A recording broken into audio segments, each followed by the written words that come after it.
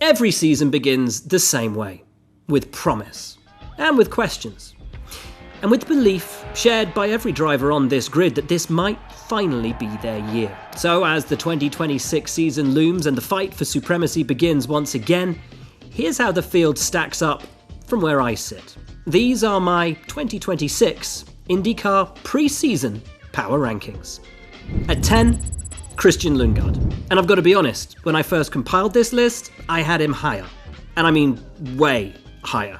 A year embedded with McLaren, and after such a strong first half to the season, I pitched Lundgaard as my main 2026 title challenger at the end of 2025. But a tricky test at Sebring means he starts the year a little further down than I imagined and he would have liked. Do I still expect him to feature? Absolutely. But there is undoubtedly work to be done. At 9, David Malukas. The move to the 12 car brings with it an opportunity that almost every driver in the series would bite your arm off for. But with that comes pressure. Let's not forget, Malukas is yet to win a race, and he joins two of the toughest competitors in the field as teammates. But with anticipation comes expectation, and I expect him to win. Possibly even the biggest race of all, giving his prowess at Indy. At 8, Alexander Rossi. There is a confidence, verging on cockiness at ECR that they have found something both meaningful and exceptional over the winter. Watching what Hunter McElroy did at the Sebring test only cements the feeling ECR will be a strong team in 2026. I expect to see Rossi back in victory lane and fighting at the front this season. 7th, Carl Kirkwood.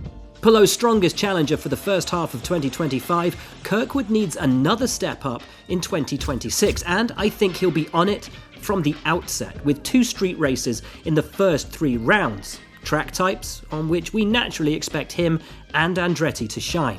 He proved in 2025 he can not only mix it on ovals, but win there too.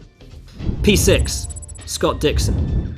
You can't ever discount Sir Scott Dixon from the mix, but there's no denying his race win in 2025 came as much from a Polo mistake as from his own undeniable and exceptional racecraft.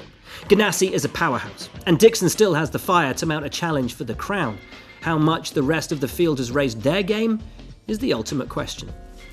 Time for the top 5, and in at 5, Marcus Armstrong. Like Malukas, Armstrong is yet to win a race, but also like Malukas, I don't expect that to still be the case come the season's end. MSR is making the most of its relationship with Ganassi, and if testing is anything to go by, they are entering the season with one hell of a package. Armstrong, too, has been working on his game over the winter and enters the season as one to watch. He was desperately impressive at Sebring, and I mean desperately. At 4, Pato O'Ward. Coming off the back of his best ever season in IndyCar in 2025, Pato himself is aware that had he hit the ground running last season, he may have been able to make it even closer to Alex Palou. But a tough test may have dampened a touch of the pre-season positivity he felt just a few weeks before. He will win races, but can he win the crown? Time now for the podium. And in 3rd, Will Power. Be in no doubt. Will Power doesn't just want to impress at his new Andretti team, he wants to completely obliterate the field and, crucially, to embarrass his former employers at Penske. I've rarely seen a driver more fired up for a season, nor more determined to prove the doubtless and relentless quality that he's displayed throughout his career. He's the last man to break the Palou run of titles. Could he be the next? P2, Scott McLaughlin. Because if Power wants the title, his former teammate Scott McLaughlin may yet be the one to deny him. Scott has very much stepped into the power vacuum which was left by the departure of top management in 2025 and his former team leader over the winter to take Penske by the scruff of the neck. One thing is for sure, this is his team now. He will lead from the front foot, and there's a sharpness and a steely determination to McLaughlin, which, with a rebuilt Penske, could prove potent.